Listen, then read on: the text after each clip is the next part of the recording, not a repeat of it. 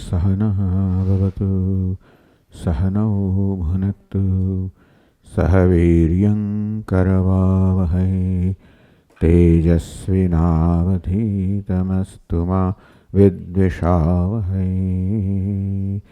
ओम शांति शांति शांति।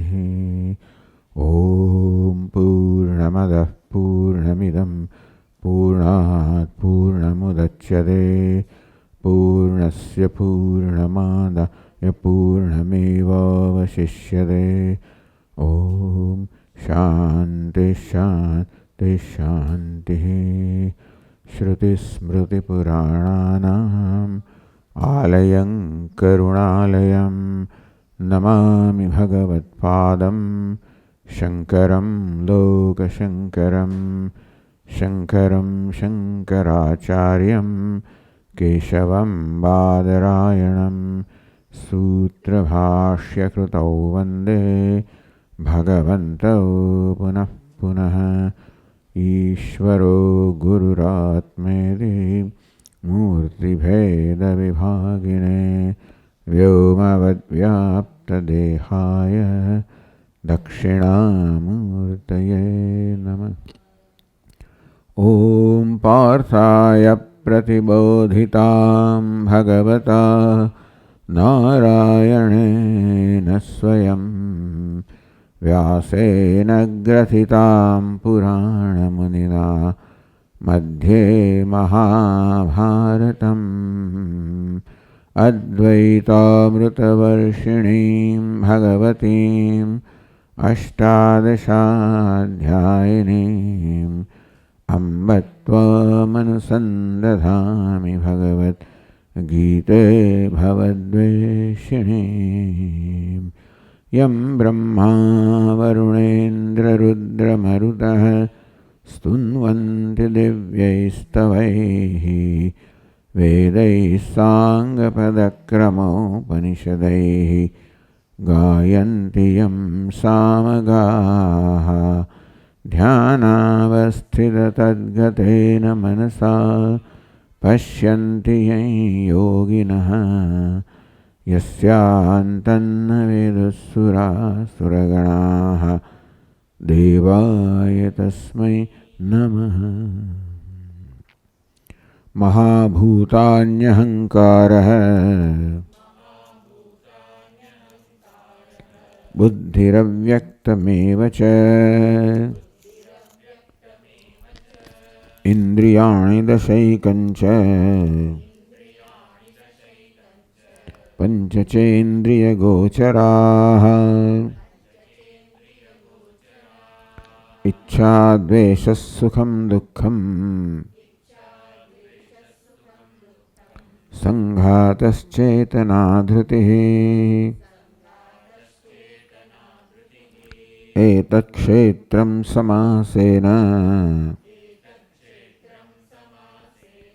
सविकारमुदाहृतम्।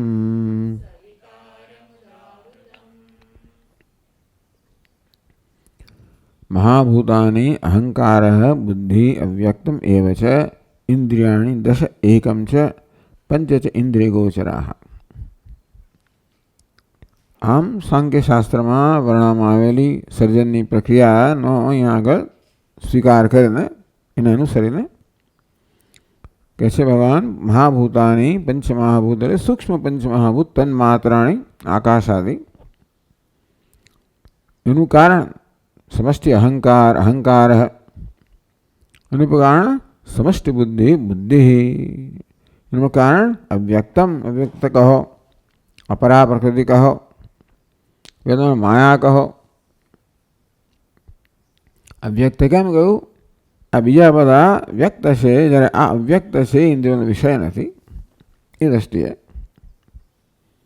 अव्यक्त में बड़ी संभावना है जेम के सुवर्ण होय पिंड होय अव्यक्त है बधा अलंकार की संभावना है अलंकारो अव्यक्त है પછી એક અવસ્થામાં અલંકારો તૈયાર થાય એ પ્રત્યેક અવસ્થામાં છે તો સુવર્ણ પણ ભિન્ન ભિન્ન નામ ધારણ કરે છે રૂપ બદલવાને કારણે એક જ તત્વ જે અવ્યક્ત છે એ જ બધી સમષ્ટિ બુદ્ધિ છે, એ જ સમષ્ટિ અહંકાર બને છે, એ જ મહાભૂતાની બને છે. પછી ઇન્દ્રિયાણી દશ, એકમ મનઃ, 10 ઇન્દ્રિયો, 5 જ્ઞાનેન્દ્રિયો, 5 કર્મેન્દ્રિયો, એક મન. પંચ ચ ઇન્દ્રિય ગોચરા, પંચ ઇન્દ્રિયના વિષયો. આમ બીજી પંક્તિમાં કહેવામાં 16 કહેવામાં આવે, આપણને 16 વિકાર કહેવામાં આવે. તો સાંખ્ય તત્વચિંતકો આ પ્રકારે આનું વિભાગીકરણ કરે છે કે અવ્યક્ત છે, પ્રકૃતિ છે.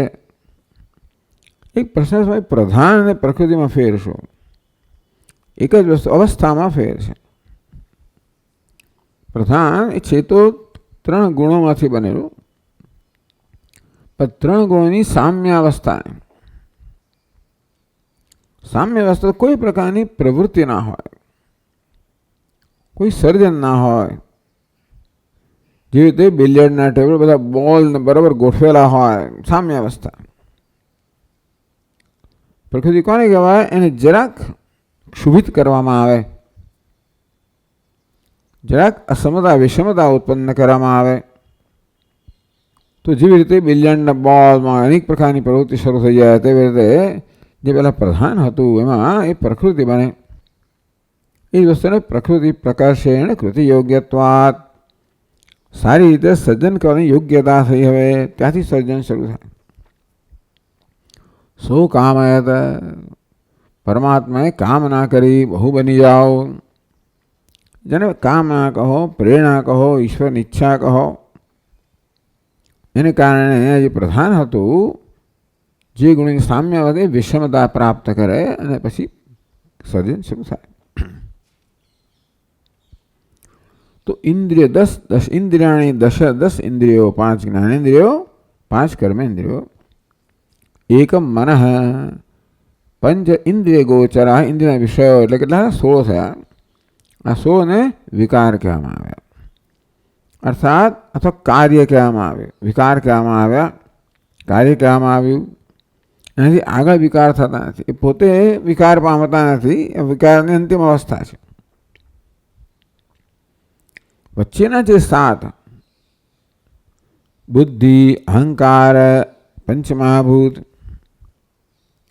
એ પ્રકૃતિ વિકૃતય, પ્રકૃતિ કારણ, વિકૃતિ કાર્ય. પેલા 16 માત્ર વિકૃતિ છે, માત્ર કાર્ય છે. આ વચ્ચેના 7 છે પ્રકૃતિ કારણ પણ છે એની પછીની અવસ્થાનો, અને કાર્ય છે એની પહેલાંની અવસ્થાનો. આમ સમષ્ટિ બુદ્ધિ એ કાર્ય છે અવ્યક્તની દ્રષ્ટિએ, કારણ છે અહંકારની દ્રષ્ટિએ. સમષ્ટિ અહંકાર કાર્ય છે બુદ્ધિની દ્રષ્ટિએ, કારણ છે 5 મહાભૂતની દ્રષ્ટિએ. પંચ મહાભૂત કાર્ય છે અહંકારની દ્રષ્ટિએ, કારણ છે પછીના 16 વિકારની દ્રષ્ટિએ.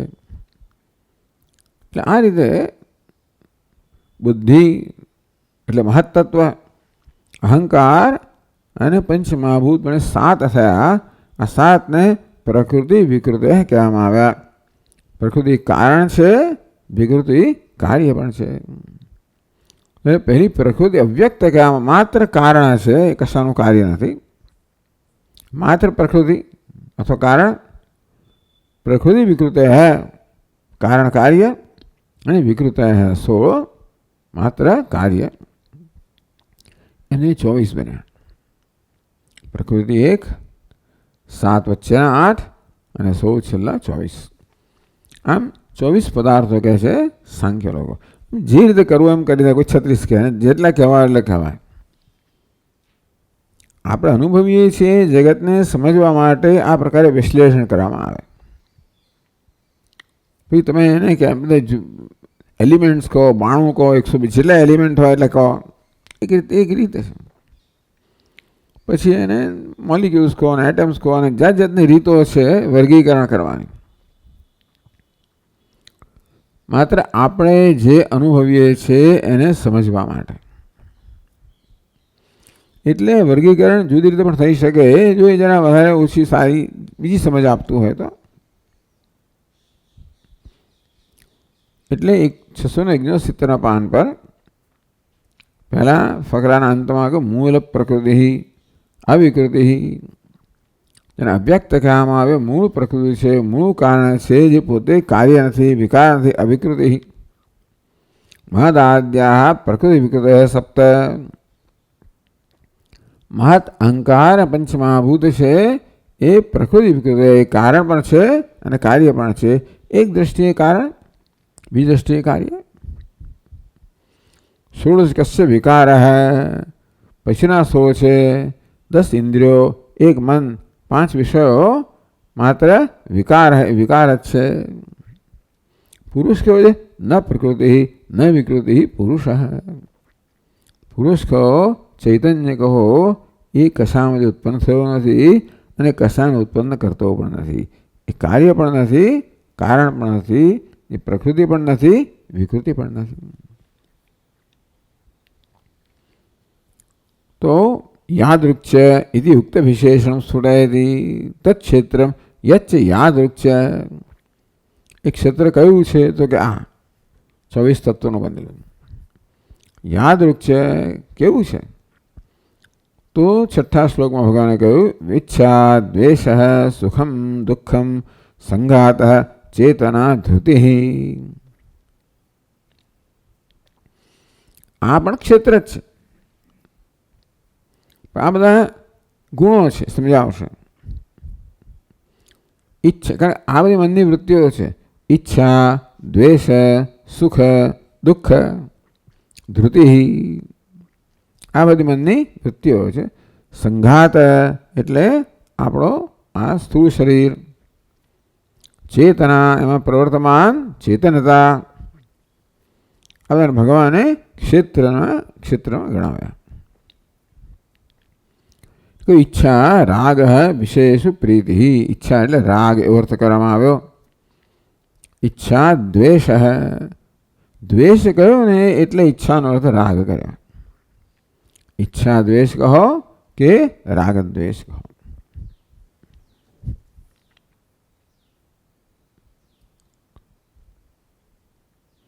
આમ ઈચ્છા દ્વેષ એ પ્રકારે મનની 2 અવસ્થાઓ કહેવામાં આવી, જે મુખ્યત્વે રાજસ રજોગુણની અવસ્થાઓ છે.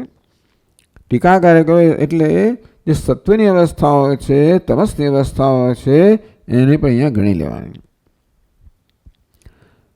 સત્વગુણાનામ શમદમદા ક્ષાંત્યાદીનામ. શમ, દમ, દયા, ક્ષાંતિ, આ બધા સાત્વિક વૃત્તિઓ છે.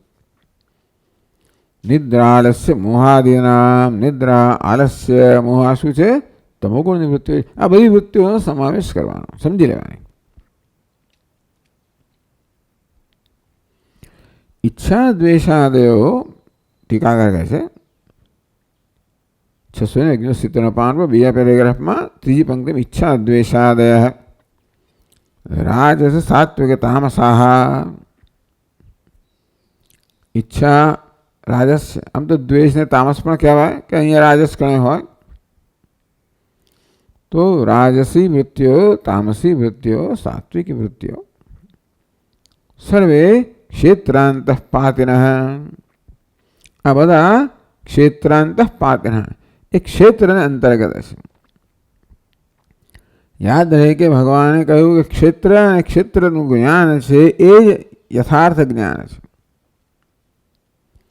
એ જીવનમાં મુક્ત કરનારું જ્ઞાન છે. તો ક્ષેત્રજ્ઞની એક સામાન્ય સમજૂતી આપી કે ભાઈ આ શરીર ક્ષેત્ર છે, એને જે જાણે છે ક્ષેત્રજ્ઞ છે, એવું કહ્યું. ભગવાન હવે એને વિસ્તારથી સમજાવે છે.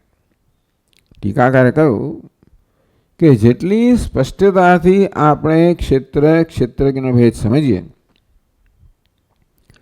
એટલી સ્પષ્ટતા વિવેક થાય, એટલી સ્પષ્ટતાથી ક્ષેત્રજ્ઞને ક્ષેત્ર કરતા જુદો જાણી શકાય. અને એ રીતે આપણે યથાર્થ જ્ઞાન પ્રાપ્ત કરી શકીએ. એટલે ઈચ્છા દ્વેષ સુખ દુઃખ સર્વે ક્ષેત્રાંત ઇતિ ક્ષેત્રમ સમાસેન. ભગવાન કે બધું સંક્ષેપમાં ક્ષેત્ર કહેવામાં આવ્યું. अर्थात वो क्षेत्र अंतर्गत है। इच्छा द्वेष सुख दुख आ बधी वृत्तिओ क्षेत्र अंतर्गत है। पर केम कहूं? आम तो क्षेत्र अंतःकरण से धर्मत्वात्, आम तो अंतःकरण क्षेत्र है। इंद्रियाणि दशैकंच पंचचेन्द्रिय गोचराः, 10 इंद्रियों, एक मन के अंतःकरण, 5 विषयों, अपना क्षेत्र है। तो जो अंतःकरण क्षेत्र होय तो अंतःकरण वृत्तिओ अपना क्षेत्र थे बने। क्षेत्रांतःपातना अंतःकरणस्य धर्मत्वात्, अंतःकरण के मन जे क्षेत्र अंतर्गत है एना धर्म होने कारण भाई इच्छा द्वेष वगैरह તમે ક્ષેત્ર કેમ કહો છો? એ તો મનની વૃત્તિઓ છે. પણ મન ક્ષેત્ર છે માટે મનની વૃત્તિઓ પણ ક્ષેત્ર છે. અંતઃકરણ ધર્મત્વાत्, અંતઃકરણ ક્ષેત્ર છે. આ બધા અંતઃકરણના ધર્મ કહો, વૃત્તિઓ કહો, અવસ્થાઓ કહો, રાગદ્વેષ વગેરે વગેરે, ક્ષયા ક્ષમાદયા આલસ્ય નિદ્રા, અંતેથી એ બધાને ભગવાન ક્ષેત્ર કહે છે. ઈચ્છા દ્વેષ વગેરે તો અંતઃકરણની વૃત્તિઓ છે, અંતઃકરણની અવસ્થાઓ છે, અંતઃકરણના ધર્મ છે. પણ અંતઃકરણ ક્ષેત્ર હોવાને કારણે આ વૃત્તિઓને, અવસ્થાઓને, ધર્મને પણ ક્ષેત્ર કહેવામાં આવ્યું. આ ટેકનિકલ શબ્દ માત્ર ટીકાકાર આપણે ધ્યાનમાં લાવે છે.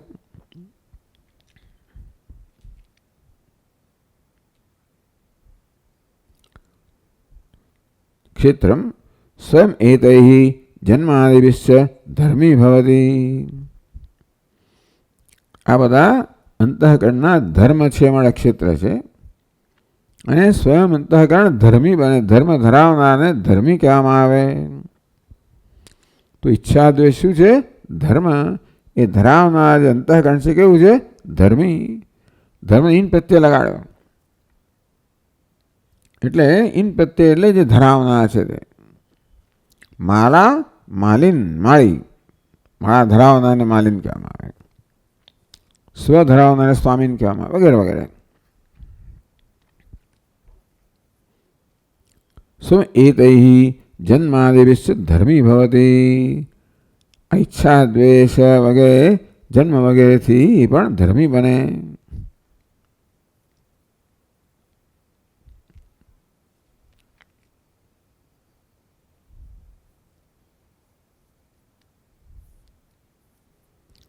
એટલે આ બધાને કારણે આ અંતઃકરણના ધર્મ, ક્ષેત્રના ધર્મો છે. આ ધર્મ ધરાવનાર અંતઃકરણ ક્ષેત્ર કેવું બને? ધર્મી બને. આગળ છે ઈચ્છા દ્વેષાદિ પુણ્ય પુણ્ય કર્મ હેતુત્વાત. આ બધા મનના જેવા ધર્મ હોય, મન સાત્વિક અવસ્થાનું હોય જે વખતે, તે વખતે આપણને સારી પ્રેરણા જન્મે. જે કર્મ થાય પુણ્ય કર્મ થાય. રજોગુણોની અવસ્થામાં હોય તો એવી પ્રેરણા જન્મે. શક્ય છે કે પાપ કર્મ થાય. એટલે પુણ્યાદિ કર્મના ઈચ્છા હંમેશા પાપ કર્મ કે ઈચ્છા પણ સાત્વિક હોઈ શકે, રાજસી હોઈ શકે, તામસી હોઈ શકે. તો સાત્વિક ઈચ્છામાંથી જન્મનું કર્મ સાત્વિક હોય. આપણે જેને કહીએ કન્ટ્રીબ્યુટર, તો પ્રદાન કરવાનું કર્મ હોય. રજોગુણ હોય ત્યાં સ્વાર્થ હોય, રજોગુણી કર્મ. પુણ્ય પાપનું મિશ્રણ હોય. તમો ગુણ હોય ત્યાં સામાન્ય રીતે પાપ કર્મ હોય. આમ પુણ્ય આદિ કર્મના ક્ષેત્ર ધર્મત્વેના, તો એ કર્મ પણ ક્ષેત્રના ધર્મ થયા. ઈચ્છા દ્વેષ વગેરે ક્ષેત્રના ધર્મ થયા. આમ અંતઃકરણના ધર્મ છે, પણ અંતઃકરણ ક્ષેત્ર છે માટે આ બધા ક્ષેત્રના ધર્મ થયા.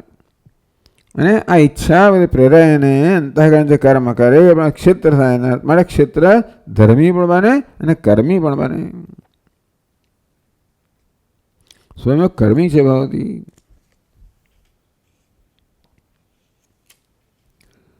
इच्छादीनां पुण्यादिकर्मणां च क्षेत्रधर्मत्वेन ज्ञेयत्वेन च क्षेत्रत्वम् एव। तो क्षेत्र कोने कहेवाय? जे ज्ञाननो विषय छे, जे जाणनार छे क्षेत्रज्ञ छे, जे ज्ञाननो विषय छे क्षेत्र छे। तो इच्छा द्वेष वगैरह, पुण्य पाप कर्म वगैरह केवा छे? क्षेत्रना धर्म छे, ज्ञेय छे। अर्थात इच्छा द्वेष वगैरह આપણે જાણીએ છીએ, આપણી સભાન છે એનાથી. પાપ પુણ્ય કર્મથી આપણે સભાન છે. એ સભાનતાના વિષય છે, જ્ઞાનના વિષય છે, જ્ઞેય છે. ક્ષેત્ર ધર્મત્વેન જ્ઞેયત્વેન ચ. ઈચ્છા દ્વેષ સુખ દુઃખ જે કહેવામાં આવ્યા એ બધા જ્ઞેય જ્ઞાનના વિષય છે અને ક્ષેત્રના ધર્મ છે, માટે એ પણ ક્ષેત્ર જ હશે. અમે એને ભગવાન આ બધાને ક્ષેત્ર કેમ કહેતા હશે? ભાઈ, અંતઃકરણ ક્ષેત્ર છે, અંતઃકરણના ધર્મ છે. પણ અંતઃકરણ જ્ઞાનનો વિષય છે, ઈચ્છા દ્વેષ પણ જ્ઞાનના વિષય છે. તો જે જ્ઞાનનો વિષય જેને ક્ષેત્ર કહેવાતો હોય તો આ બધા પણ ક્ષેત્ર કહેવાય. તેમ પુણ્ય પાપ કર્મ પણ ક્ષેત્ર કહેવાય. એટલે આ જરા વધારે સ્પષ્ટતા કરવામાં આવી કે એકવાર અંતઃકરણને તમે ક્ષેત્ર કહી જ દીધું, એકમ છે, તો આ ક્યાં જુદા છે? પણ ભગવાન કહેવા માગે અંતઃકરણના ધર્મ છે. એ કહેવાનું કારણ છે. કેટલાક લોકોને આત્માના ધર્મ કહે છે, એ આગળ કહે છે ટીકા. ભગવાન સ્પષ્ટ કરે છે કે આ ક્ષેત્ર છે, જ્ઞેય છે, જ્ઞાનના વિષય છે. કારણ કે અંતઃકરણના ધર્મ છે અને તેથી આત્માના ધર્મ નથી. પછી કે સુખમ ઈચ્છા દ્વેષ સુખમ દુઃખમ.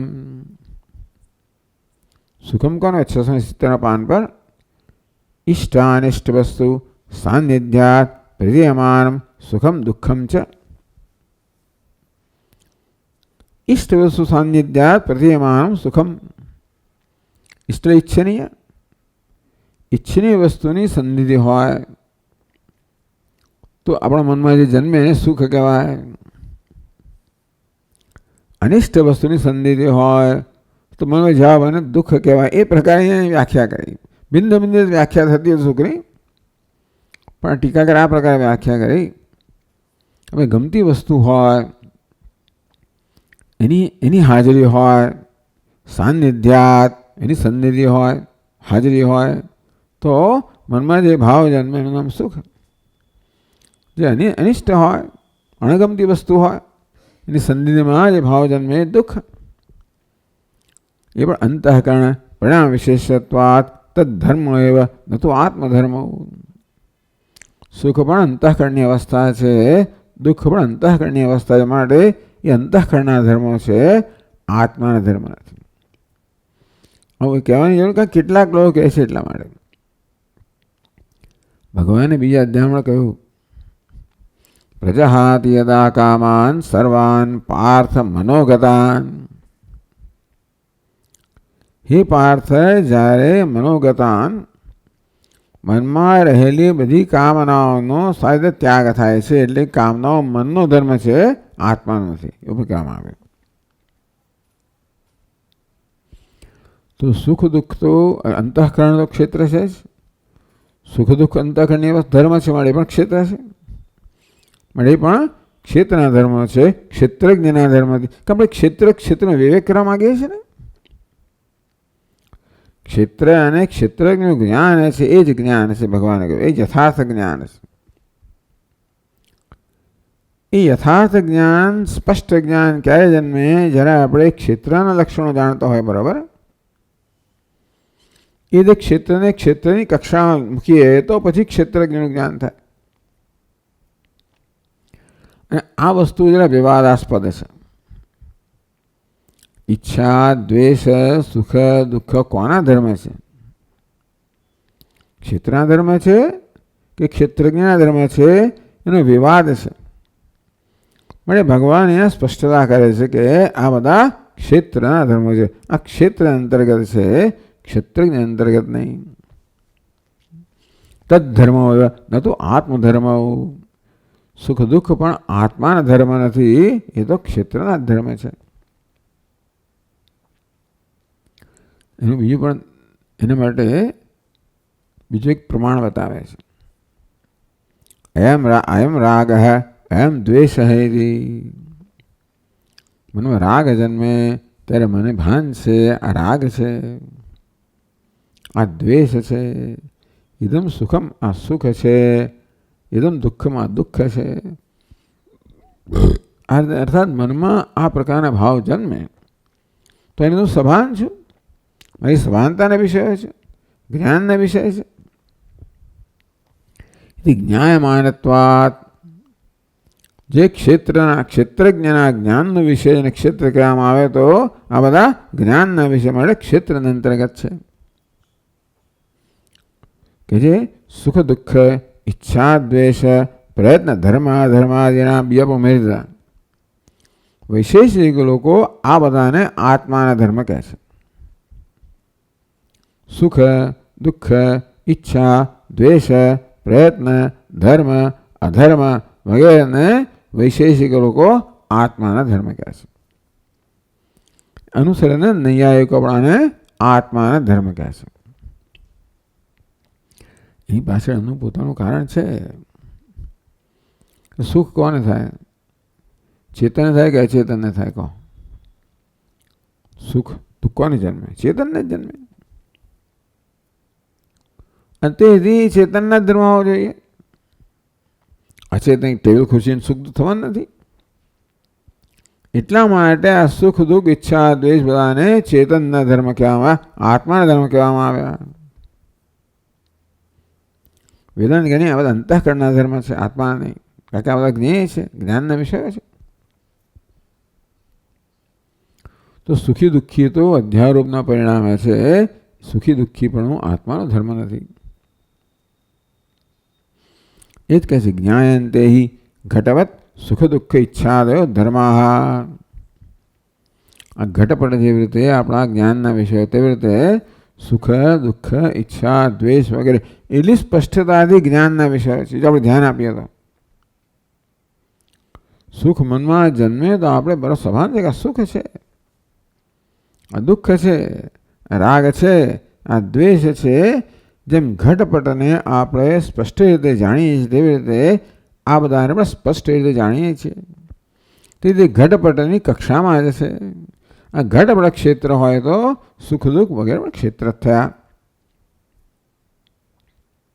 જ્ઞાયંતે હિ ઘટવત સુખ દુઃખ ઈચ્છાદય ધર્માત તેષામ રૂપવત અનાત્મધર્મત્વમ એવ. રૂપ રંગ છે, જ્ઞાનનો વિષય છે, અનાત્મા છે. તેવી રીતે આ બધા અનાત્મા છે. સુખ દુઃખ ઈચ્છા દ્વેષ આત્મા નથી. આવું કહેવાની જરૂર કેમ પડે? કહે છે યદ્યપિ તાર્કિકૈ સુખ દુઃખાદય આત્મધર્મ ઉરરીકૃતમ. એવું છે ને કે જ્યારે બીજા પ્રકારનો અભિપ્રાય વર્તમાન હોય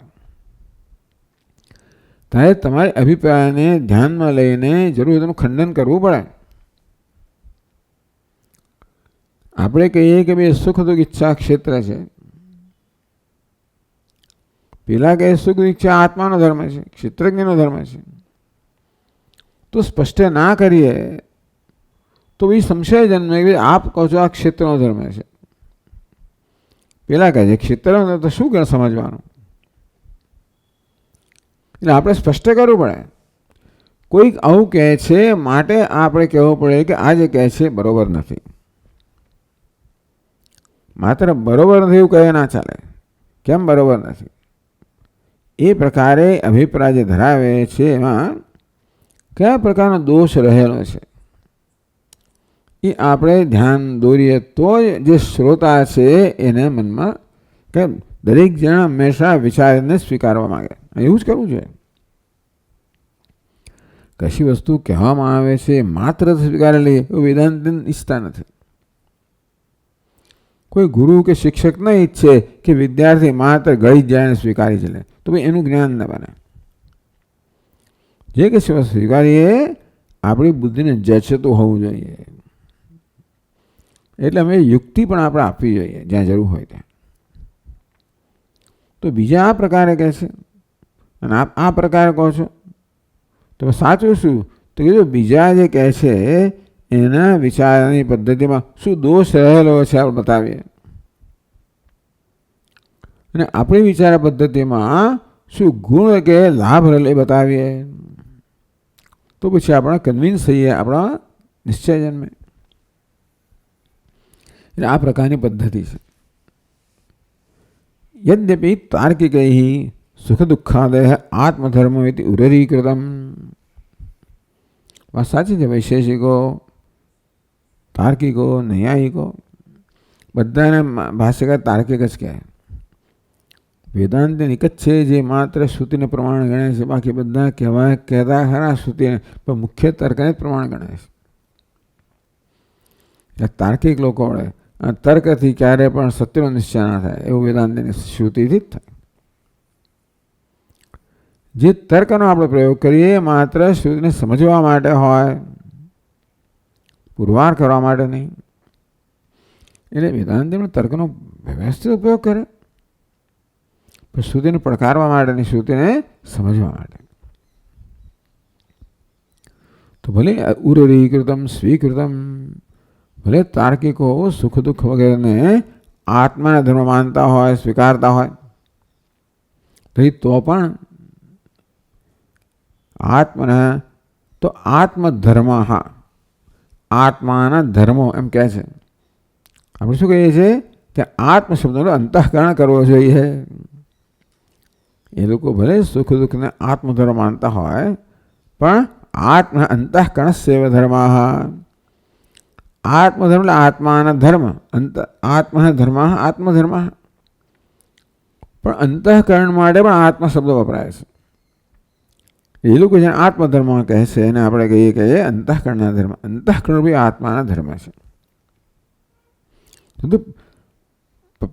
પ્રત્યેક આત્માના ધર્મ નથી, અંતઃકરણ બી આત્મા. કારણ ઘણી અંતઃકરણના આત્મા કહેવામાં આવે છે, ક્યારેક દેહને આત્મા કહેવામાં આવે, વ્યવહારમાં અંતઃકરણના આત્મા કહેવામાં આવે.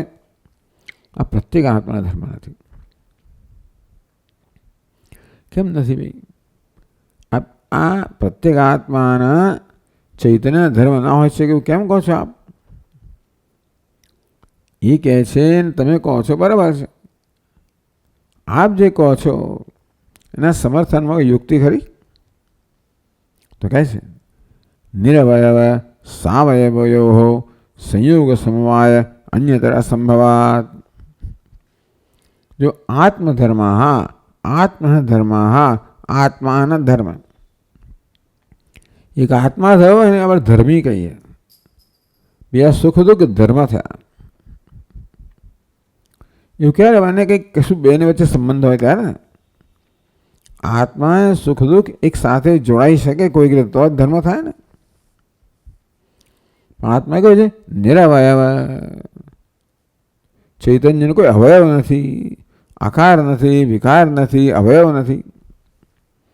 એના સુખ દુઃખમાં કેવા છે? બધી મનની અવસ્થાઓ છે સાવયવ, અવયવવાળી છે. તો કે છે નિરવયવ અને સાવયવ વચ્ચે કોઈ પ્રકારનો સંબંધ હોઈ ના શકે, સંયોગ ના હોય, સમવાય ના હોય. આ પ્રકારના બે પ્રકારના સંબંધ સ્વીકારવામાં આવે છે. સંયોગ સંબંધ, જ્યાં ઘટ અને ટેબલનો કહેવાય સંયોગ સંબંધ, અને ઘટ અને માટીનો સમવાય સંબંધ. તો એવું સંયોગ સંબંધ ક્યારે હોય? ઘટ પણ સાવયવ છે, અવયવનો બનેલો છે. ટેબલ પણ સાવયવ, અવયવનું બનેલું છે, અને માટે બેનો સંયોગ હોઈ શકે. અથવા આ ઘટ અને માટી, માટી શું છે? ઉપાદાન કારણ છે, કારણ છે. ઘટ કાર્ય છે. તો કારણ કાર્ય વચ્ચે, ગુણ ગુણી વચ્ચે, અવયવ અવયવ વચ્ચે આવો અને સમવાય સંબંધ કહે છે.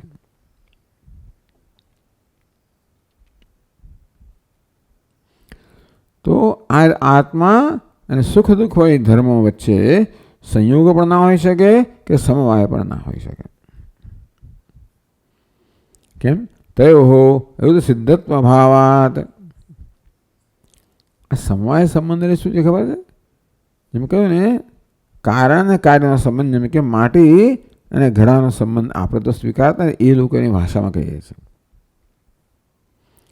એમને માટે ગુણ એક વસ્તુ છે, ગુણી બીજી વસ્તુ છે. આ દ્રાક્ષ એક વસ્તુ છે, કાળો રંગ બીજી વસ્તુ છે. બેનો સંબંધ કેવો છે? તો ગુણ અને ગુણીનો સંબંધ. માટી અને ઘડાનો કારણ અને કાર્યનો સંબંધ, અથવા વસ્ત્ર તંતુનો અંશ અને અંશીનો સંબંધ.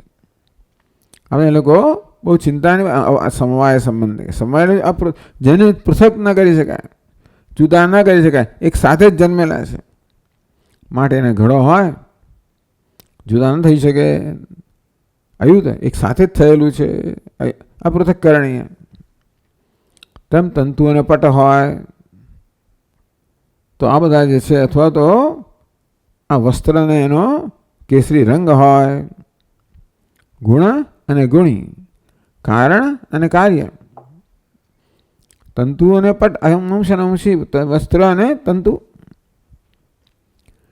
આ બધા એને સમવાય સંબંધ કહે છે. ચાલો, આવો સમવાય સંબંધ આત્મા અને ગુણ વચ્ચે ના હોય, કારણ કે કોઈ કાર્યકારણ સંબંધ નથી, અંશી સંબંધ નથી, કે ગુણગુણી સંબંધ નથી. કેમ નથી? તો નહીં આત્મા ગુણી ભવતી. ગુણી કોને કહેવાય? ગુણ ધરાવનારને ગુણી કહેવાય. આ માણસ સારો માણસ છે, સારા પણ શું છે? ગુણ છે. માણસ કેવો છે? ગુણી છે, ગુણવાન છે, ગુણી છે. નહીં આત્મા ગુણી ભવતી. આ સુખ દુઃખ ઈચ્છા દ્વેષ ગુણ છે. તો આત્મા ગુણી હોય તો પછી ગુણ ધરાવનારો બને. પણ કેવલો નિર્ગુણશ્ચ, ઉપનિષદ શું કહે છે? કેવલો નિર્ગુણશ્ચ. સાંભળ્યું છે? એકો દેવ સર્વભૂતેષુ ગૂઢ વગેરે. તો સાક્ષી ચેતા કેવલો નિર્ગુણશ્ચ. શ્વેતાશ્વતરમાં આવ્યું. આત્મા કેવલ છે, અદ્વિતીય છે, નિર્ગુણ છે, ગુણરહિત ન છે, માટે આત્મા ગુણી ના હોઈ શકે. તો ક્રિયા અને ક્રિયા ધરાવનાર, ના ભી ક્રિયાવાન. આત્મા કર્મ કરનારો પણ ના હોય. કેમ? નિષ્કલમ નિષ્ક્રિયમ શાંતમ. એ ત્યાં કહેવામાં આવ્યું. તત્વ કેવું? નિષ્કલ, નિરવયવ છે, નિષ્ક્રિય, ક્રિયારહિતનું છે. એથી નિષ્કલત્વાત નાપી અવયવી. કલા એટલે અંશ, નિષ્કલ એટલે નિરંશ કે નિરવયવી. તો નિષ્કલત્વાત નાપી અવયવી, અવયવ ધરાવનારો નથી, કલા ધરાવ. આપણે ચંદ્રને છે ને કલાવાન કહીએ, 16 કળા ધરાવનારો. એ જુદી જુદી કળાઓ છે એની, જુદા અંશ છે. જાણે કે આત્મા નિષ્કલત્વાત, એના કલાઓ નથી, અવયવો નથી, મળે એના માંથી ના ભાઈ અવયવી. અવયવ ધરાવનાર અવયવી કહેવાય. તેથી આવો સમવાય સંબંધ સંભવ નથી. અવયવ અને અવયવીનો સમવાય સંબંધ હોય, ગુણ અને ગુણીનો સમવાય સંબંધ હોય, ક્રિયા અને ક્રિયાવાનનો સમવાય સંબંધ હોય. કોઈ સંબંધ આત્મામાં સંભવિત નથી. તો સંયોગ ખરો કે નહીં? તો કે નહીં. અસંગત્વાત આત્મનો નહીં એને કે એના બી સંયોગ અસંભવતી.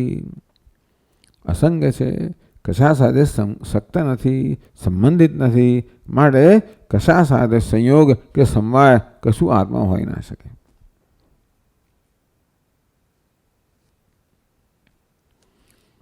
હોય તો શું થાય? તે પણ દોષ કહેવો પડે. એટલે વિપક્ષે ધારો કે તમે ન સ્વીકારો તો પછી કેવો દોષ આવે? તેષામ યદિ આત્મધર્મત્વમ. આ સુખ દુઃખ ઈચ્છા દ્વેષને આત્માનો ધર્મ કહીએ, ધારો કે એવો આગ્રહ રાખો, હઠ રાખો, તો શું થાય ખબર છે? તરી નિત્યત્વમ. આત્મા નિત્ય છે તો આ બધા પણ નિત્ય બની જાય. ઈચ્છા, દ્વેષ, સુખ દુઃખ આત્માના ધર્મ હોય તો આત્મા નિત્ય છે માટે એ પણ નિત્ય બની જાય. ચૈતન્યવત, ચૈતન્યના ધર્મ હોય તો ચૈતન્ય નિત્ય છે માટે એના ધર્મ પણ નિત્ય બની જાય છે. સદા ઉપલબ્ધમાનત્વ, ચૈતન્ય કેવું છે? સ્વપ્રકાશ છે, સદા અનુભવનો વિષય છે. આ બધામાં સદા અનુભવનો વિષય જ બની રહે. પણ એવું છે નહીં. સદા રાગ દ્વેષ બધી વસ્તુઓ સુષુપ્તિમાં એનો અનુભવ નથી ને. ચૈતન્ય કેવો છે? સદા ઉપલબ્ધમાન, સદા પ્રકાશમાન છે, સદા અનુભવનો વિષય છે. સુષુપ્તિમાં પણ ચૈતન્ય તો પ્રકાશમાન જ છે. ત્યારે કોઈ ઈચ્છા, દ્વેષ, સુખ દુઃખ કશી વસ્તુ નથી. તો ઈચ્છા, દ્વેષ, સુખ દુઃખ આત્માનો ધર્મ હોત તો સુષુપ્તિમાં અનુભવ થતા આપણને. એવું નહીં. તત રાગ દ્વેષ સુખ દુઃખાદિ અનુગમ જન્મ જરાધર્મ કે ક્ષેત્રમેવ. તેથી રાગ દ્વેષ સુખ દુઃખ ધરાવનાર જે છે એ ક્ષેત્ર છે. તેમ જન્મ મૃત્યુ જરા વ્યાધિ ધરાવનાર પણ ક્ષેત્ર છે. તેથી આ બધું ક્ષેત્ર છે. આ તો ભગવાન તો કહે છે જ, પણ જોડે જોડે યુક્તિથી પણ અને શ્રુતિ યુક્તિથી પણ શ્રુતિયુક્ત અનુભવથી પણ સિદ્ધ કરવામાં આવે. એટલા જ માટે કે જેથી ભગવાન જે કહે છે આપણા મનમાં દ્રઢ બને.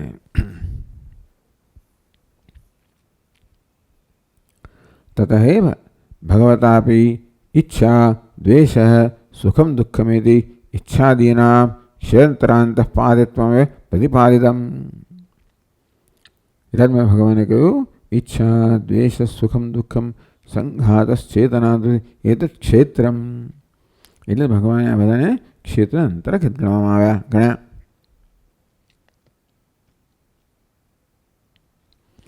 ઈચ્છા દ્વેષ સુખમ દુઃખમ આટલું સંઘાત ચેતના ધૃતિ. પહેલી પંક્તિમાં આટલું કહ્યું. સંઘાત કોને કહેવાય? કય ચરણાદિ સમધિરૂપો દેહો અને સંઘાત કયો. સંઘાત અંગ્રેજીને એસેમ્બલી કહીએ આપણે. કય ચરણાદિ સંમતિ, કરેટ હાથ પગ આ બધાનો સંમતિ, આ બધાની એસેમ્બલી, બધા સંઘાત. એટલે આ દેહ છે ને એ પણ સંઘાત એટલે દેહ એટલે કે એ પણ ક્ષેત્ર છે. ચેતના, ચેતના કોને કહેવાય? તો કે બુદ્ધ તપ્તાય પિંડે અગ્નિવય આત્મચૈતન્ય આભાસ બુદ્ધિવૃત્તિ વિશિષ્ટ શબ્દાદ વિષયાભાસ સેવ ચેતના. આ ચેતના અનુભવીએ છીએ ને આપણે. દેહમાં ચેતના અનુભવીએ છીએ.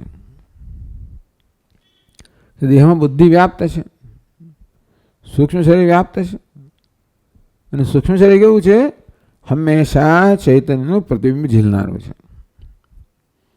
તેથી ચૈતન્ય સંધિમાં બુદ્ધિ કહો, સૂક્ષ્મ શરીર કહો, ચેતનવંતો બની જાય. જેવી રીતે વીજળીની સંધિમાં આ બલ્બ કેવો બની જાય? પ્રકાશમાં બની જાય. તો પ્રકાશ એ બલ્બનો પોતાનો ધર્મ નથી, એ વીજળીની સંધિને કારણે છે. તેમ ચેતનતા શરીરનો ધર્મ નથી, એ તો ચૈતન્યની સંધિને કારણે છે.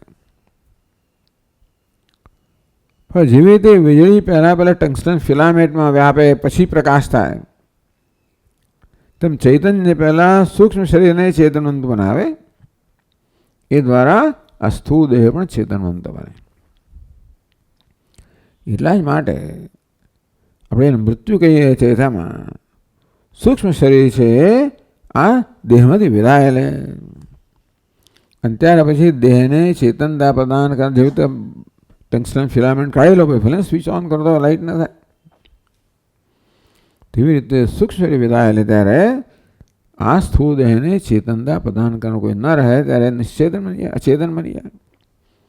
અને તેથી સ્થૂળ દેહ ચેતન ક્યારે બને? સૂક્ષ્મ શરીર એમાં વ્યાપેલું હોય ત્યારે. સૂક્ષ્મ એવો ધર્મ છે કે ચેતનને પ્રતિબિંબિત કરવું, એ રીતે ચેતનવંતા બનવું, એ રીતે સ્થૂળ દેહ પણ ચેતનાવાન બને.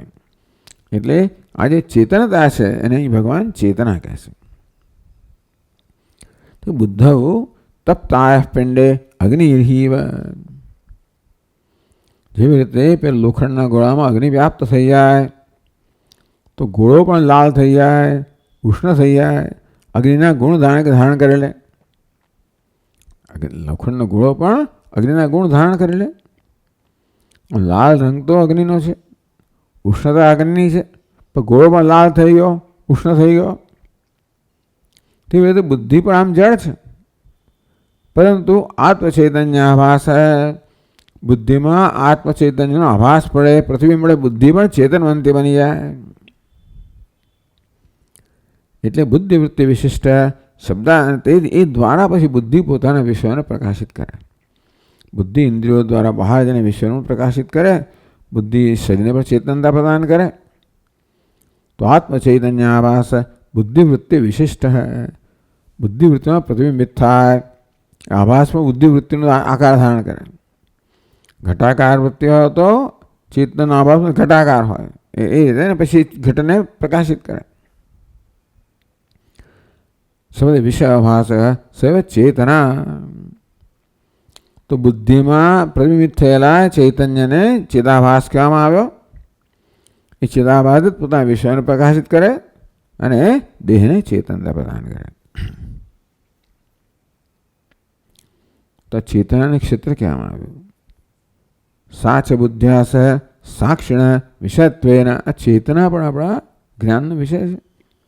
આ બુદ્ધિ જ્ઞાનનો વિષય છે. પણ બુદ્ધિ ચેતન છે માટે બુદ્ધિમાં ચેતના પણ જ્ઞાનનો વિષય બન્યો. જેમ લોખંડનો પિંડ જ્ઞાનનો વિષય હોય, પછી એમાં જે લાલાશ ઉષ્ણતા પણ જ્ઞાનનો વિષય બને. તે બુદ્ધિ જ્ઞાનનો વિષય પણ એમાં આવેલી ચેતના જે છે પ્રતિબિંબિત છે એ પણ જ્ઞાનનો વિષય મળે, પણ ક્ષેત્ર અંતર્ગત આવ્યું. એટલે ચેતના પણ ક્ષેત્ર છે. સાચ બુદ્ધ્યાસ સાક્ષિણ વિષયત્વેન જ્ઞેયત્વાત. બુદ્ધિ સાથે ચેતનાનું પણ ભાન થઈ જાય ને તો બુદ્ધિ જ્ઞેય છે માટે ચેતના પણ જ્ઞેય છે અને માટે પણ ક્ષેત્ર છે. તો સંઘાત ચેતના ધૃતિ. છેલ્લું ધૃતિ. ધૃતિ એટલે ધૈર્ય જેને આપણે કહીએ. ધૈર્ય લક્ષણો બુદ્ધિ વૃત્તિ વિશેષ. અનેક બધી વૃત્તિઓ છે મનની. કામ સંકલ્પ વિચિકિત્સા ધૃતિ અધૃતિ શ્રદ્ધા અશ્રદ્ધા. બૃહદારણ્યક ઉપનિષદમાં વર્ણન આવ્યું. આપણે આત્મપુરાણમાં જોઈએ, પહેલાં જોયું છે તો આત્મપુરાણમાં પણ આવી ચર્ચા થઈ હતી. ચાલો કંઈ વાંધો નહીં, પણ એટલે આ મન કોને કહેવાય એ તો બધા જાણે, છતાં ઉપનિષદનો આશ્રય લેવામાં આવે છે કે કામ સંકલ્પ વિચિકિત્સા એટલે સંશય, શ્રદ્ધા અશ્રદ્ધા ધૃતિ અધૃતિ ધીહી ભીહી. આ બધી શું છે? મન એ બધી મનની વૃત્તિઓ. મન છે કે મનની વૃત્તિઓ છે. એટલે એમાં ધૃતિ પણ આવે છે. એ જ ધૃતિ આવે છે એટલે એનો આશ્રયને કહે છે ધૃતિ ધૈર્ય લક્ષણ બુદ્ધિવૃત્તિ વિશેષ. એ પણ બુદ્ધિવૃત્તિનો એક વિશેષતા છે, બુદ્ધિની વૃત્તિ છે. સાપી જ્ઞેયત્વાત ક્ષેત્રમાં. આ ધૃતિ પણ આપણા જ્ઞાનનો વિષય છે. અર્થાત મનમાં ધૈર્ય હોય તો આપણે સભાન હોઈએ છીએ માટે એ પણ ક્ષેત્ર છે. એટલે અહીં કહે છે ધૃતિ કામ સંકલ્પ વિચિકિત્સાદીનામ. એ વાક્ય આવું છે. કામ સંકલ્પ વિચિકિત્સા. કામ સંકલ્પ વિચિકિત્સા એટલે સંશય, પછી શ્રદ્ધા અશ્રદ્ધા ધૃતિ અધૃતિ. આ બધું મન છે. એટલે કહે છે કે કામ સંકલ્પ વિચિકિત્સાદીનામ. ઇદંકાર અહંકાર મમકાર આદિ સર્વ પ્રત્યાનામ. બધા જેટલા મનની વૃત્તિ બધી જ આવી જાય. માત્ર બૃહદારણ્યમાં ગણાવી એટલી જ નહીં, ઐત્રેય ઉપનિષદમાં ઘણી બધી ગણાવવામાં. એ સિવાય પણ જેટલી વૃત્તિ બધી આવી ગઈ. એમાં અહંકાર મમકાર બધું આવી ગયું. આ બધા ક્ષેત્ર અંતર્ગત છે.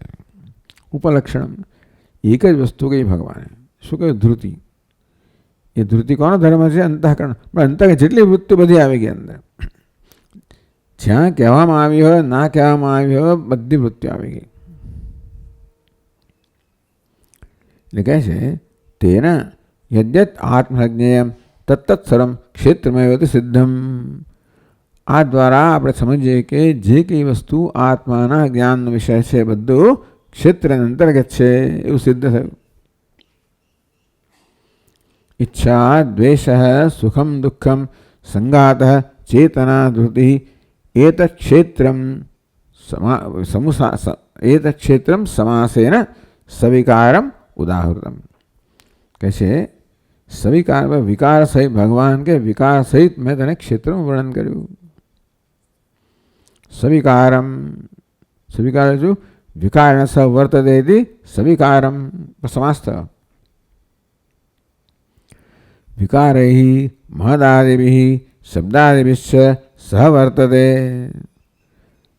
વિકારૈ સહ વર્તતે ઇતિ સવિકારમ. કયા વિકારો છે?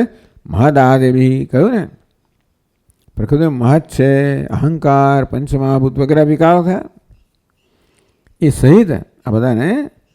પછી શબ્દાદિભિ પંચેન્દ્રિય ગોચરા વગેરે પંચ વિષયો આ બધા સહિત જે છે એ સવિકારમ. ટૂંકમાં વિકાર સહિતનું આ બધું જે છે એ ક્ષેત્રમ. સમાસ એનો બહુ સંક્ષેપમાં મેં કહી દીધું. 2 શ્લોકમાં ભગવાને પહેલા શ્લોકમાં ઇદમ શરીરમ ક્ષેત્રમ એવું કહ્યું. હે કાઉંતે આ શરીર ક્ષેત્ર છે. આ 2 શ્લોકમાં જે ત્યાં આગળ શરીર કહ્યું એના વડે આટલું વિસ્તારથી વર્ણન થયું. આ એ સંક્ષેપમાં કહી દીધું તને. ઇતિ ક્ષેત્રમ સમાસેન સવિકારમ સવિકારમ ક્ષેત્રમ સમુદાહૃતમ. આ પ્રકારે વિકાર સહિત જે ક્ષેત્ર છે એ મેં તને સમ્યક ઉદાહૃતમ સમ્યક નિરૂપિતમ. હે અર્જુન, મેં સાહિત્યનું નિરૂપણ કર્યું. ક્ષેત્રજ્ઞનું જ્ઞાન એ જ મુખ્ય અર્થમાં જ્ઞાન છે. અને આપણે પામી શકીએ એટલા માટે ભગવાન ક્ષેત્ર અને ક્ષેત્રજ્ઞને સ્પષ્ટ રીતે અહીંયા સમજાવે છે. તો ક્ષેત્રનું આ પ્રકારે સ્પષ્ટતાથી જ્ઞાન આપવામાં આવ્યું. હવે ક્ષેત્રનું આપવું જોઈએ, પણ ભગવાન એ કરતા પહેલાં બીજી વાત કરે છે. શેની વાત કરે છે? તો કે જ્ઞાનની વાત કરે. 7 થી 11માં 5 શ્લોકમાં ભગવાન આ 20 મૂલ્યોની વાત કરે છે. કહે છે એવમ મહાભૂતાની અહંકાર ઇત્યાદિના ક્ષેત્રસ્ય સ્વરૂપમ નિરૂપ્ય. તો મહાભૂતાનીથી માંડીને અહંકાર સુધીના બધા ક્ષેત્રના સ્વરૂપનું નિરૂપણ થયું. અથવા ક્ષેત્રજ્ઞ નિરૂપિતવ્ય. ક્ષેત્રજ્ઞનું જ્ઞાન આપવાનું છે ને, તો ક્ષેત્રનું જ્ઞાન હવે ભગવાને ક્ષેત્રની વાત કરવી જોઈએ ને. તો અથ ક્ષેત્રજ્ઞ નિરૂપિતવ્ય એટલે હવે ક્રમમાં શું આવે? ક્ષેત્રજ્ઞ આવે ને, એનું નિરૂપણ કરવું જોઈએ. તદ જ્ઞાનમ તત્ પણ ભગવાન એમ કહે છે કે ભાઈ આ ક્ષેત્રજ્ઞ જુદી વસ્તુ છે. આ ક્ષેત્રને સમજવું સરળ છે. એ કેવું છે? ક્ષેત્ર છે, વિષય છે, વિષયીકરણ થઈ શકે એના માટે કોઈ વિશેષ તમારી મનની અવસ્થાની જરૂર નથી. આ વૈજ્ઞાનિક જ્ઞાન છે. એટલે વૈજ્ઞાનિકો આ બધું જ્ઞાન પ્રાપ્ત કરી શકે. બધું ઓબ્જેક્ટિવ નોલેજ. એક તો છે સબ્જેક્ટ, બીજો ઓબ્જેક્ટ. આ વિષયગત જ્ઞાન છે, પેલું વિષય આધ્યાત્મિક જ્ઞાન છે. એ જુદા પ્રકારનું જ્ઞાન છે. એ ક્ષેત્રજ્ઞને જાણવા માટે માત્ર ક્ષેત્રજ્ઞ વર્ણન આવશ્યક નથી, પડતું નથી, પણ ક્ષેત્રને જાણવા માટે જે પ્રકારની મનની અવસ્થા જોઈએ એ પણ જાણવી જોઈએ. ક્ષેત્રને જાણવા માટે તમારે તમે ગમે તેવા હો તો ચાલે. તમે અહંકાર, મમકાર, રાગ, દ્વેષ બધું ધરાવનારા હોય તો એ પણ વૈજ્ઞાનિક જ્ઞાન માટે કંઈ જરૂરી નથી. પેલો નોબેલ લોરિએટ ભલે બહુ ઉત્તમ કક્ષાનો માણસ હોય, સૂક્ષ્મ બુદ્ધિ ધરાવનારો હોય, પણ એ માણસે નિષ્કામ હોવું જોઈએ, નિરાભિમાન હોવું જોઈએ, નમ્ર, એવી કોઈ જરૂરિયાત નથી. ના હોય એવું નથી કહેતા, કોઈ જરૂરિયાત નથી. પણ ક્ષેત્રજ્ઞને જાણવા માટે આ બધી જરૂરિયાતો છે. ભગવાને તેથી ક્ષેત્રજ્ઞનું નિરૂપણ કરતા પહેલા તજ્ઞાનમ તત્સાધન ભાવે ન સિદ્ધ્યતે. આ ક્ષેત્રના જ્ઞાન માટે કોઈ પ્રકારની માનસિક તૈયારીની જરૂર નથી. માત્ર મન બે પ્રકારનું હોય, શુદ્ધતા અને સૂક્ષ્મતા. એટલે મન શુદ્ધ હોવું જોઈએ ક્ષેત્રજ્ઞને જાણવા માટે. આને માટે પણ મનની તીવ્રતા જોઈએ. એ પ્રકારે મનમાં તીવ્રતા જોઈએ. બુદ્ધિ જે છે એ બુદ્ધિની તેજસ્વીતા જોઈએ, એના નથી. તેજસ્વીતા એક વસ્તુ છે, સૂક્ષ્મતા બીજી વસ્તુ છે. સૂક્ષ્મતા કહો, શુદ્ધિ કહો, ઇમોશનલ મેચ્યોરિટી કહો. કોઈ ડૉક્ટર થવું હોય, એન્જિનિયર થવું હોય, વૈજ્ઞાનિક થવું હોય, વકીલ તો કંઈ તમારે ઇમોશનલ મેચ્યોર હોવી જેવી જરૂરિયાત નથી. કે માણસે પ્રેમાળ થવું જોઈએ, સદભાવના હોવી જોઈએ, પ્રામાણિક હોય, એવી જરૂરિયાત નથી. હોય તો સારું છે, પણ જરૂરિયાત નથી. એવા બધા સદગુણો વગર માણસ સારો એન્જિનિયર હોઈ શકે, સારો ડૉક્ટર હોઈ શકે, સારો વકીલ હોઈ શકે વગેરે. પણ એવી જાતની જરૂરિયાત વગરનો માણસ, એવી જાતની પૂર્વ તૈયારી વગરનું મનુષ્ય આત્મજ્ઞાની ના હોઈ શકે. એ જુદા પ્રકારનો વિષય છે. ક્ષેત્ર એક કક્ષાની વસ્તુ છે, ક્ષેત્રજ્ઞ બીજી કક્ષાની વસ્તુ છે. એટલા જ માટે ભગવાન ક્ષેત્રજ્ઞનું નિરૂપણ કરતા પહેલા ક્ષેત્રને જાણવા માટે જે પ્રકારની પૂર્વ તૈયારી જોઈએ એની વાત કરે છે. કે તજ્ઞાનમ તત્સાધન ભાવે ન સિદ્ધ્યતે. ક્ષેત્રનું જ્ઞાન છે ને એના સાધન વગર વિવેક, વૈરાગ્ય, સમાધિ, સત્ક સંપત્તિ, મોક્ષ એ વાત ક્યારેય વિજ્ઞાનમાં કરવામાં ના આવે. પેલા વૈરાગ્ય લેવા હોય પછી વકીલ થાય, ભાઈ જરૂર નહીં, વકીલ થાય જ નહીં કદાચ. વકીલમાં વકીલાત નથી કર્યો એવું કહી દે પછી.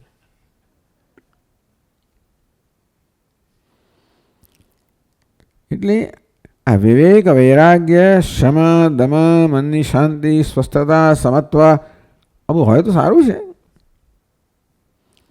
પણ એ જરૂરી નથી. ત્યારે ક્ષેત્રજ્ઞાન માટે તો આ જરૂરી છે. તજ્ઞાનમ તત્સાધન ભાવ ન સિદ્ધ્યતે. આ ક્ષેત્રનું જ્ઞાન છે ને એના સાધનમાં સાધન વગર સિદ્ધ ના થાય.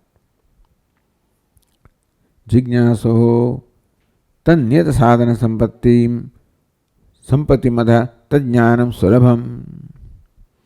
જ્યારે જે જિજ્ઞાસુ હોય અર્થાત જ્ઞાનની ઈચ્છા ધરાવનારો હોય, તત્સાધન સંપત્તિ મત, આ સાધન સંપત્તિ ધરાવનારો હોય, તજ્ઞાનમ સુલભ, એના માટે આ ક્ષેત્ર જ્ઞાન છે એ સુલભ બને. એટલે આદવ આત્મજ્ઞાનોત્પત્તિ સાધનાની એટલા જ મને ક્ષેત્રજ્ઞ કહો, આત્મા કહો, નિરૂપણ કરતા પહેલા આત્માના જ્ઞાન માટે જે સાધન સંપત્તિ છે એની નિરૂપણની આવશ્યકતા છે. માટે ભગવાન એ કરે છે. પંચભિ અમાનિત્વ વગેરે 7મા શ્લોકથી માંડીને 11મા શ્લોકમાં 5 શ્લોકમાં ભગવાન આ સાધનો નિરૂપણ કરે છે. ચાલો ભાઈ આપણે આગળ જોઈશું. ઓમ પૂર્ણમદ પૂર્ણમિદમ પૂર્ણાત પૂર્ણમુદચ્યતે પૂર્ણસ્ય પૂર્ણમાદાય પૂર્ણમેવાવશિષ્યતે. ઓમ શાંતિ શાંતિ શાંતિ. શંકરં શંકરાચાર્યં કેશવં બાદરાયણં સૂત્રભાષ્યકૃતૌ વંદે ભગવन्तौ પુનઃ પુનઃ. ઈશ્વરો ગુરુરાત્મેતિ મૂર્તિભેદવિભાગિને વ્યોમવદ્વ્યાપ્તદેહાય દક્ષિણામૂર્તયે નમઃ. ઓમ શાંતિ શાંતિ શાંતિ. હરિ ઓમ. શ્રી ગુરુભ્યો નમઃ. હરિ ઓમ.